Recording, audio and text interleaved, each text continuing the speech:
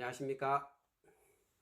이번 정부에서 부동산에 투자 열기를 시키기 위해서 전국적으로 규제를 하며 안간힘을 다하고 있는 상황인데요. 그래도 부동산에 대한 투자 심리는 가라앉지 않고 최근에 약간 주춤하고 있는 상황이죠. 오늘은 규제 지역인 투기 지역과 투기 과열 지구 그리고 조정 대상 지역의 특징과 규제 사항에 대해 어떠한 내용들이 있는지 알아볼까 합니다.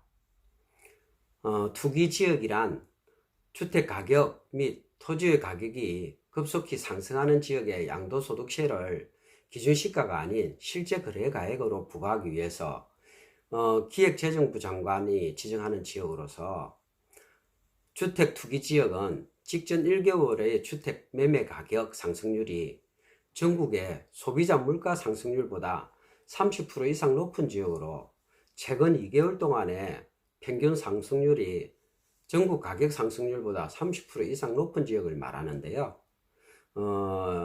한마디로 말해서 주택 가격이 많이 오른 곳을 규제한다고 보시면 되겠습니다. 투기 과열 지구란 국토교통부 장관 또는 시도지사가 주택 가격의 안정을 위해서 필요한 경우에 주거정책심의위원회의 심의를 거쳐서 일정한 지역에 투기과열지구로 지정하거나 이를 해제할 수도 있습니다.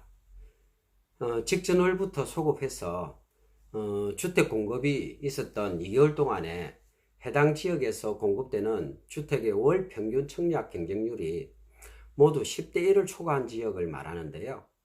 조건에 따라 주택의 공급이 위축될 경우가 있는 곳으로 정부가 2017년 서울의 전 지역을 시작으로 해서 경기도 일부 지역과 광역시의 일부 지역을 대상으로 투기과열지구로 지정이 되어 있습니다.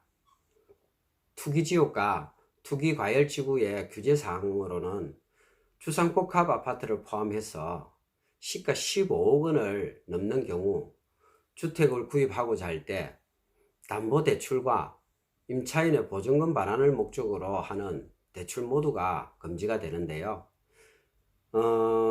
시가 9억 원을 초과하는 대출의 차주에게는 차주 단위로 단계적으로 DSR 규제를 40%까지 적용하며 2020년 9월부터는 주택의 거래 가액과 무관하게 자금 조달 계획서와 더불어 항목별로 자금에 대한 증빙 자료를 제출해야 합니다. 또한 주택 구입을 위해 담보대출을 받은 무주택자는 6개월 내에 전입신고를 해야 하고, 1주택자는 6개월 안에 기존에 가지고 있던 주택을 처분하고 새로운 주택에 전입신고를 해야 합니다. 시가 3억 원을 초과하는 아파트를 구입하는 경우에는요, 기존 아파트에 전세금 대출이 회수되어서 추가로 보증이 제한이 되는데, 이는 구입주택이 기존에 임대차가 계약이 만료되지 않는 등의 불이의 피해가 발생할 우려가 있을 때는 자금의 회수를 유예하게 됩니다.